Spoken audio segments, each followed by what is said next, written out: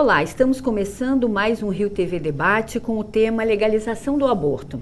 A Pesquisa Nacional do Aborto, realizada em 2016 pela ANIS, Instituto de Bioética e Universidade de Brasília, aponta que 1 em cada 5 mulheres aos 40 anos já fez pelo menos um aborto no Brasil. E para falar sobre este assunto, nós recebemos aqui no nosso estúdio a vereadora Marielle Franco, presidente da Comissão de Defesa da Mulher, a doutora Luciana Lopes Lemos, mestra em Saúde Pública, Zezé Luz, presidente da Rede Nacional em Defesa da Vida, e a diretora-geral do Hospital Maternidade Fernando Magalhães, Carmen Ataide. Obrigada a todas pela presença de vocês aqui. E eu começo a minha pergunta aqui para a vereadora Marielle Franco. Vereadora, o que nós temos em relação à legislação do aborto no Brasil, né? E o que temos aí de fato na prática? Acho que são 2 momentos, né? Esse tema, para além do tabu, para além das questões que cercam hoje na conjuntura do debate do aborto, é importante da gente ter o aprofundamento. Então, saúdo a produção e a organização de trazer uma pesquisa recente com relação a esses dados que diz diretamente do direito às mulheres, né? Hoje, a legislação prevê alguns casos legais ou que ele não é imputado crime. Acho que esse é um dado importante e relevante da gente apresentar em termos de diálogo para os telespectadores. Por quê?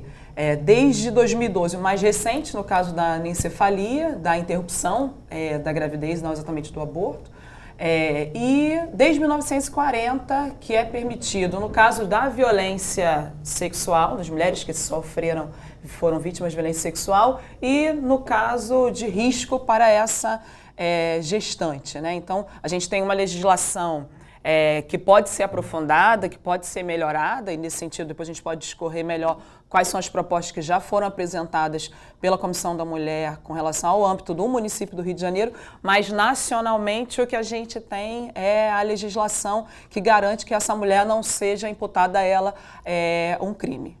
Ok. Doutora Carmen, hoje, como é que é o procedimento lá no hospital, na maternidade Fernando Magalhães? O aborto legal, quer dizer, os casos previstos em lei são a gravidez decorrente de uma violência sexual, de um estupro, e o risco de vida materno, né? E ainda há o caso da interrupção prematura da gestação, que são os casos de anencefalia, que desde 2012 também há uma jurisprudência pelo Supremo Tribunal Federal que pode ocorrer. São coisas diferentes. Que o aborto previsto em lei, ele só é feito numa gestação até 20 semanas. Quando ocorre uma mulher procura o serviço de saúde, não é necessário, desde 2006 não é necessário mais, 2006 sim, não é mais necessário a apresentação de um boletim de ocorrência.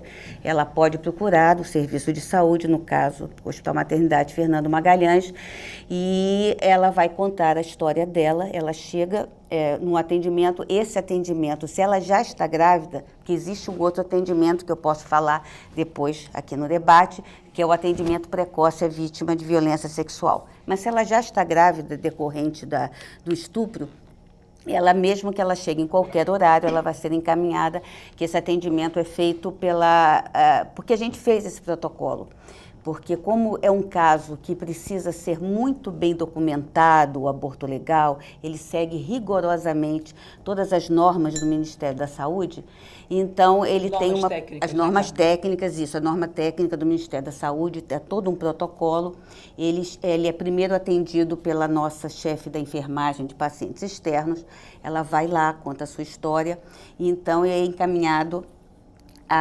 Essa paciente é encaminhada ao serviço social, à saúde mental, e são pedidos vários exames, inclusive a ultrassonografia, que é fundamental que essa gestação pela ultrassonografia ela bata com a data da violência sexual.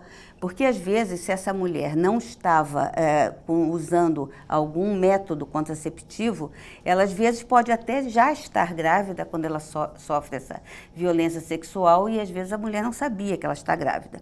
Então, ela faz vários exames, entre eles a ultrassonografia. Isso é feito rapidamente, tá? Em uma semana isso tudo já está resolvido. É atendida pela médica obstetra, pelo Serviço Social e Saúde Mental, uma equipe multidisciplinar, que então se reúne e avalia se aquele caso, se aquela gestação é decorrente da violência sexual, se bate, né, as datas, tudo certinho, se está dentro das 20, até no máximo 20 semanas que é feito, e se está tudo correto, se a equipe toda avalia, e todas a paciente, então, ela vai, os anexos desse protocolo, que é a manifestação da paciente ou do seu representante legal, se ela for menor de idade, ela assina que aquela gestação é decorrente da violência sexual, a equipe multidisciplinar assina também, ela é internada, e então vai ser feita o procedimento para que a escolha da nossa equipe pela experiência é o método farmacológico, que é o uso do comprimido de misoprostol nos horários preconizados, né, pelo protocolo, e depois complementado, se necessário, por uma curetagem, enfim. Agora, doutora, quantos atendimentos foram feitos, que a senhora me passou no ano passado, 56 casos? Sim, não, ao todo, no ano de 2000, eu tenho aqui, no ano de 2016, foram feitos, eu vou lhe dar precisamente, no ano de 2016 foram feitos 50 abortos, sendo que 49 por estupro, nenhum por risco de vida e uma interrupção, 2016, uma interrupção precoce por anencefalia. Foram esses os números de 2016. Ok. Zezé, em relação a esses dados que geralmente a gente já tem aí, como o da doutora, né, que nos mostra, claro, são uns dados até pequenos em função do hospital, né, centralizado no Rio de Janeiro. Como é que a rede se posiciona em relação a esse assunto? Nós trabalhamos com a conscientização da valorização da vida da mulher e do bebê. Né? Dignificar a vida da mulher, promover a vida da mulher, é não fazer com que ela sofra os danos pós-aborto. Eu, particularmente, tive uma experiência traumática de depressão pós-aborto. Eu sofri uma violência sexual aos meus 19 anos. Eu fiquei 20 anos em depressão pós-aborto, que me levou ao alcoolismo, tentativa de suicídio. Então, assim, eu vivi na pele, né, o trauma da violência, né, onde os movimentos e segmentos que querem promover a descriminalização do aborto, valendo lembrar que o aborto é crime no Brasil, a excludente de punibilidade nos 3 casos que já foram citados pela doutora, mas nós não queremos que nenhuma mulher sofra, sobretudo, principalmente dessa síndrome. E detalhe, eu fiz o aborto numa maternidade legal e eu fiquei com endometriose, já fiz 2 cirurgias de endometriose. 10 anos depois foi extraído da minha parede abdominal um resto do meu bebê, que eu abortei quando tinha 12 semanas, entre 10 e 12 semanas de gestação. Né? Então, assim, a partir do momento que a gente se conscientize, se há um atendimento, se há uma possibilidade do Estado promover, que se promova a vida, que faça ultrassonografia, que se apresente esses riscos que essa mulher vai sofrer posteriormente. E nesse período de 10 anos que eu estou militando como ativista pró-vida, eu atendo mulheres que foram sequeladas, que sofrem de depressão, que se arrependem absurdamente. No próprio Hospital Fernando Magalhães, eu recebi uma denúncia de aborto por estupro, esse bebê nasceu, e um outro que eu fui na porta do hospital aconselhar essa gestante, a neném já está com 7 anos, está em Brasília, inclusive já deu vários depoimentos de lá, que eu fui um anjo que Deus mandou para salvar a vida dela. Que quem tem que ser punido é o estuprador. Então, se não tem pena de morte para o cara que me violenta, o cara que violentou ela, por que tem que ter para o bebê? Por que o Estado não se preocupa em promover políticas públicas que vá combater esse tipo de crime? E nem toda violência gera realmente um bebê. Né? Então, assim, é sofrido, eu sei exatamente o respeito ao trabalho da vereadora, o trabalho da doutora, não deve ser nada confortável para ela saber que está lá espetando, injetando misoprostol, esperando aquele bebê parar de aquele coração bater, não deve ser confortável para ninguém. Então, vamos fazer o que é correto. O que é correto é, falem a verdade, o que é o aborto, os traumas e consequências pós-aborto. Doutora, então, em relação à sua opinião sobre essa situação e os efeitos que causa na mulher? A opinião é científica, né? Ela Está na literatura médica, ela é de qualquer um que possa acessar e ler e tomar esse conhecimento. Não é pessoal, né? O aborto, mesmo legal, ele pode gerar infecção na mulher, infecção uterina, que pode levar a uma infecção do peritônio, que é a camada que reveste, que protege todos os órgãos internos do abdômen da mulher. Essa infecção pode levar a uma sepse, que é uma infecção generalizada, que pode levar ao óbito da mulher. Eu estou falando de aborto legal em ambiente hospitalar, que a princípio tem toda a condição de esterilidade, né? Além disso, a própria curetagem uterina, mesmo que não gere infecção, pode gerar sinéquias uterinas, que podem levar à infertilidade. Pode levar à perfuração uterina, que dependendo do instrumental que se usa na hora, pode levar até uma sucção do intestino da mulher. Já vimos isso acontecer em alguns lugares, dentro do ambiente hospitalar. Então, são sequelas físicas muito graves. Algumas delas, o resultado é a retirada do útero, o que acaba com toda a vida fértil da mulher posterior, né? Além das questões da infertilidade relativa às sinéquias e às aderências, a gente pode ter também a perda do útero em si, completa, né? Isso é muito grave para a saúde da mulher. Por isso a minha preocupação com essa situação de legalização de uma forma incondicional. Por isso é minha preocupação com o útero das mulheres. Hoje eu preciso pontuar, nesse momento a gente está vivenciando a bênção do útero a nível mundial. Às 14 horas está acontecendo, é uma rede feminina, feminista que existe ao redor do mundo, que fala sobre o sagrado feminino e sobre a importância desse útero. Bom, nós vamos para o intervalo, mas já voltamos, não saia daí. Voltamos com o Rio TV Debate sobre legalização do aborto. Vereadora, a gente sabe que em vários países onde aconteceu, né, a legalização do aborto já tiveram alguns resultados. Quais foram os resultados mais significativos na sua avaliação? Antes disso, Moni, queria voltar na fala da doutora Luciana com relação à bênção do útero. Para além da Miranda Greiros, até porque faço por causa da questão materna, da questão feminina, da questão dos feminismos, no horário de 6 horas, no geral, porque é a hora que eu já estou saindo para a labuta, mas acho que esse não é um debate que se relaciona com a legalização do aborto, né? Em específico, a gente pode falar sobre a DPF que está no Supremo, de um debate de legalização do aborto a partir da 12ª semana. Esse é um outro tema. O que a gente trata, e é importante dizer, se os dados do estupro, do Instituto de Segurança Pública, por exemplo, aí não são dados da Zezé, da Luciana, da Carmen ou da Marielle, são dados do Instituto de Segurança Pública oficial, apresentam que o número de estupro com relação às mulheres negras, ele aumenta a cada ano. Tem um perfil de mulheres que são estupradas. Pegando nem o dado todo do SUS, né, aproveitando que a doutora Carmen trouxe o ano de 2016, se de 50 casos, 49 foram em decorrência de vítimas de estupro e, no caso de qualquer internação hospitalar, a gente está... eu não sou da área médica, vou deixar para vocês, mas pelo menos do conhecimento que tenho, pelas visitas pela Comissão da Mulher que nós fazemos. No caso de qualquer internação, você está exposta a processos de infecções. Então, todos eles, não só o aborto, tem essa prerrogativa ou possa ter a possibilidade de risco de asepsia ou de infecção. Mas tem elementos que apresentam que o número de mulheres aumentando com relação ao estupro, ela pode ter ainda mais números alarmantes com relação à gravidez indesejada.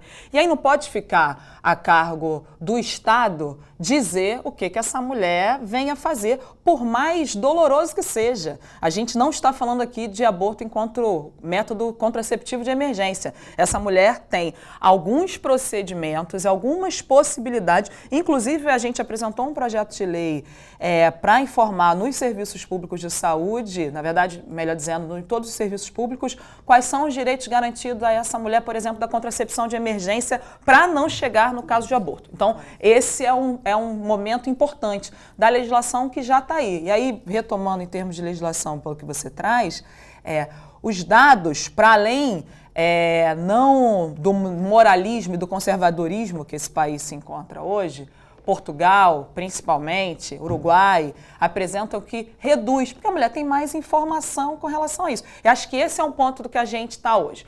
Acho que, objetivamente, com relação à violência sexual, com relação ao debate da vida a partir da concepção ou não, são temas posicionados de divergência colocadas. Agora, o que é importante é o Estado não pode apresentar a essa mulher, por exemplo, alternativa que seja só tratamento psicológico, que seja só adoção, que seja. Essa mulher tem o direito de saber o que fazer pós ser vítima de estupro, para além dos casos individuais. Lamento o relato que Zezé Luz traz. Acho que 20 anos de depressão pós-aborto é inquestionável os fatores de enfrentamento do que você passou. Agora, a gente tem tantos outros relatos de mulheres que superam essa, engravidam, retomam a sua vida. Ninguém faz aborto. Vou ali na esquina fazer um aborto e estou satisfeito e feliz e volto contente. Não é essa a proposta do que se tem, nem em termos de legislação, nem com relação ao movimento de mulheres do qual a gente acompanha no movimento feminista. Esse é o caso mesmo, assim, compartilhando com vocês, de trazer cada vez mais esse assunto para que a mulher coloque as suas necessidades. Seria dessa forma, Zezé? Porque cada caso, como a gente falou aqui com a vereadora, tem, né, uma situação diferente. E dar o direito da mulher dela escolher, né, eu acho que seria escolher importante. A escolha da mulher, se ela quer tirar os seios, colocar os seios, botar prótese no bumbum, ela faz o que ela quiser. O ser humano em desenvolvimento dentro do útero da mulher é uma outra pessoa de direito. Então, isso é fato, não é a Zezé. E não estou aqui falando de argumento religioso. Uma vida está concebida, 25 dias o coração está pulsando, está batendo. Uma vez que se interrompe essa vida, está se matando um ser humano indefeso. Eu preciso chegar para essas mulheres, e felizmente existe milhões e milhões de pessoas, e aqui eu represento quase 80% da população brasileira que rejeita o aborto em qualquer situação. Esses 80% hoje, e se esse número não é maior, segundo que a doutora, eu acredito que ela esteja falando desse número de 50, que é diferente do que o segmento feminista fala, que morrem 200 mil mulheres, que acontece 1 milhão de abortos. Nós temos uma rede que atende essas mulheres. A gente vai até elas e diz, isso aqui é o que você vai passar. Esse é o procedimento. Acometimento do bebê e o seu. E ela vai escolher. Sim, né? lá na Nesse prática, momento, eu preciso que ela esteja ciente disso. Na prática, como acontece? Esse número aqui são os casos de aborto feitos na Fernando Magalhães de mulheres que procuraram porque desejaram fazer o aborto nos casos de gravidez decorrente de violência sexual, que procuraram a Fernando Magalhães, que foram compatíveis em todo aquele processo e que foram feitos lá, tá? Então é esse número, procuraram, estava compatível e foram feitos. Municipais. Desculpa, doutora Carmen. Não, tem o claro. Fernando Magalhães, mas não é uma determinação da doutora é o nosso Carmen. número A maior, gente tem claro, 12 sem maternidades dúvida. municipais que precisam garantir. Eu queria fazer só alguns comentários em relação a coisas que foram ditas aqui. Em primeiro lugar, não é que o que a doutora Luciana colocou, um aborto feito em condições inadequadas realmente é alguma coisa gravíssima. E, infelizmente, nós, como uma maternidade, recebemos mulheres que fizeram abortos inseguros, né, em alguns lugares, e chegam em situações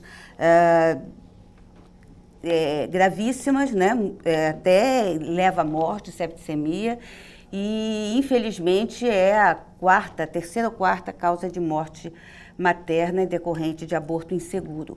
Os casos de aborto previstos em lei, feitos na Fernando Magalhães, são feitos por profissionais muito responsáveis, com toda a cautela e a segurança, e todos os casos medicamente evoluem, saem de alta e evoluem muito bem. Todos os cuidados são tomados. Em relação à condição psicológica, realmente é um caso muito sério, desde o sofrimento da violência sexual, desde o sofrimento de ter engravidado de uma violência sexual e da prática do aborto, que deve ser realmente, ninguém faz se deseja fazer um aborto, né? Eu acho que deve ser uma decisão muito difícil mesmo. E o acompanhamento psicológico é oferecido a elas e a grande maioria aceita, algumas não. E por conta disso tudo, eu gostaria de colocar, se eu pudesse colocar agora, senão eu posso colocar posteriormente as outras falarem, por tudo isso é que nós, desde 1999, nós fizemos um projeto que hoje está em todas as maternidades e também nas clínicas da família, que é o atendimento precoce a vítimas de violência sexual. Nós achamos isso um trabalho muito importante, porque é justamente para evitar que essa mulher engravide e venha precisar de querer, né? Porque é um desejo dela, ela escolhe, de fazer um aborto, que é o atendimento nas primeiras horas, de preferência nas primeiras 24 horas, mas se não até nas primeiras 72 horas.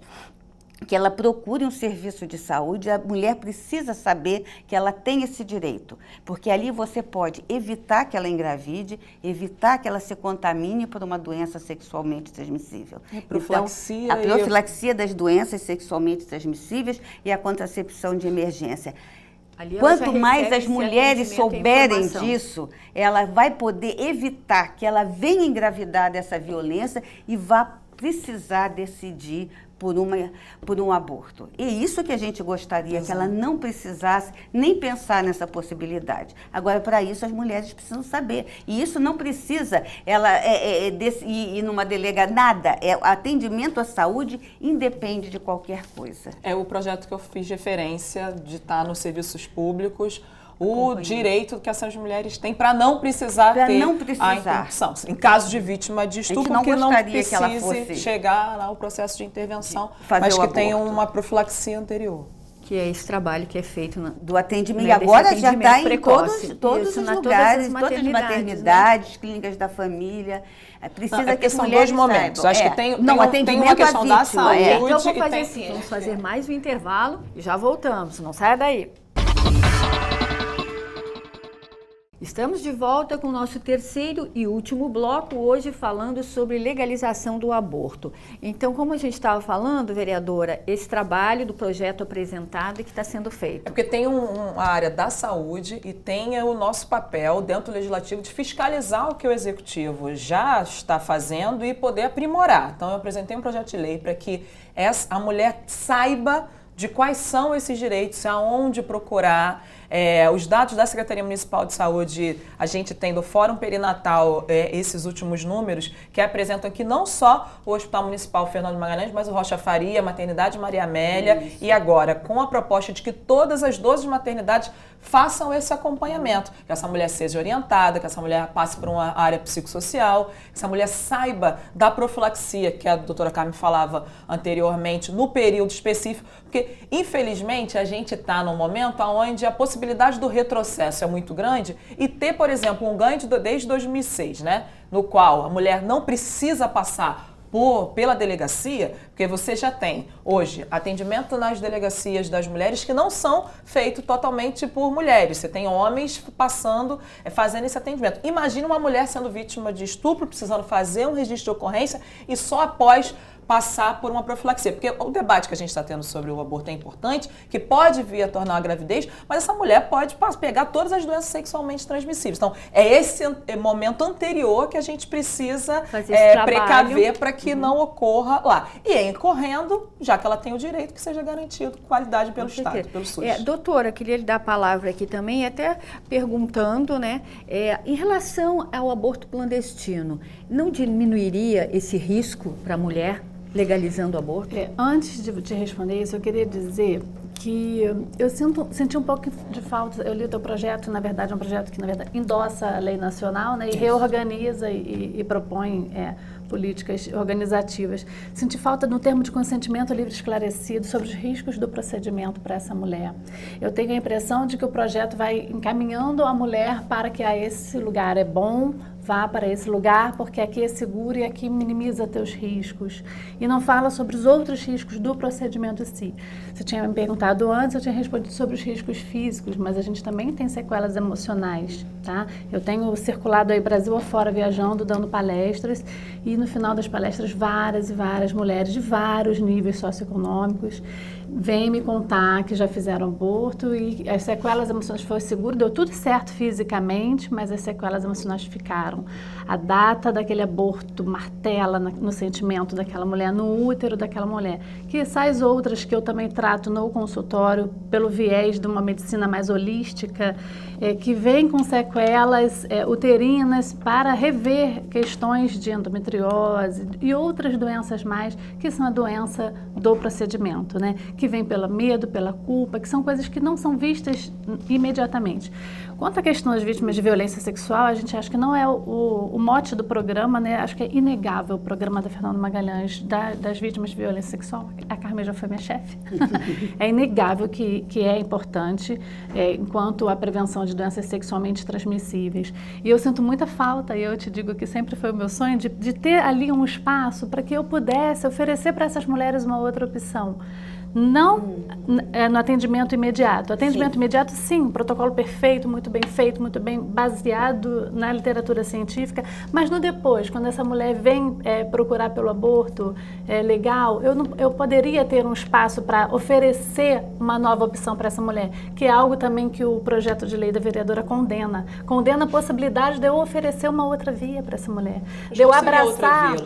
Posso te dar alguns exemplos, que na verdade são vias que o movimento Pró-Vida já adota, né? São abraçar essa mulher no sentido do que você precisa para dar valor e levar essa gravidez adiante. O que te falta, o que poderia te acolher, o que poderia te amparar, o que poderia te ajudar nesse momento. A gente tem esse trabalho de formiguinha uma a uma, não como política pública, é um trabalho fantástico. Nós criamos ali amigas para a vida toda. Nós somos madrinhas depois dos bebês, porque a gente adota essa mulher. Madrinha de uma criança que não tem um pai, que o pai é o estuprador. Pois a criança tem a mãe, tem a madrinha, mas não tem o pai. Sim, na quantas figura crianças não hoje, têm pai? Mas né? aí eu vou trabalhar com dados. Eu sou pai e mãe, por exemplo. Mas não é só uma questão de prisão. Se fosse prisão, processo de solução de todo o debate da vítima de violência do que a gente tem, a gente não teria a terceira ou quarta população carcerária hoje em curso. E na verdade, acho que a prisão poderia ser uma possibilidade. Quanto à violência no país, a gente sabe que mais de 80% dos estupros são domiciliares, são de pessoas de dentro de casa, né? De pai, de tio. Então eu vejo isso como uma forma de perpetuar esse tipo de violência. Porque o próprio pai, ou quando ele estupra a criança ou adolescente, pelo teu projeto de lei, ele pode lá assinar que quer optar pelo aborto, porque ela é incapaz. Não. Ela é incapaz por não ser maior de idade. Não. Acho que você isso precisa não reler está o projeto claro. E a gente precisa apresentar. Um projeto ele é apresentado, é tramitado pela casa, recebe emendas, é aprovado ou não. Não, então. E tinha esse item. Não, então eu fico preocupada.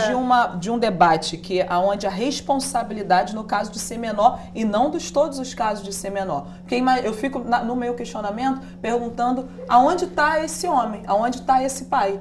E qual é a responsabilidade que a gente quer imputar a ele. Porque não pode recair só pela vida da mulher. A decisão, a culpa, o medo depois, a decisão de, no pós, criar esse filho sem... Porque aí eu acho que a gente pode ter todo um debate dentro da legislação ou entrar no debate pessoal. Eu tenho uma filha de 18 anos e criei ela sozinha e acho que a falta do pai é algo importante na vida. Eu tenho uma de 20, também da mesma forma, não é pessoal. Exato, não tô porque falando senão a gente recai no não, debate de forma alguma.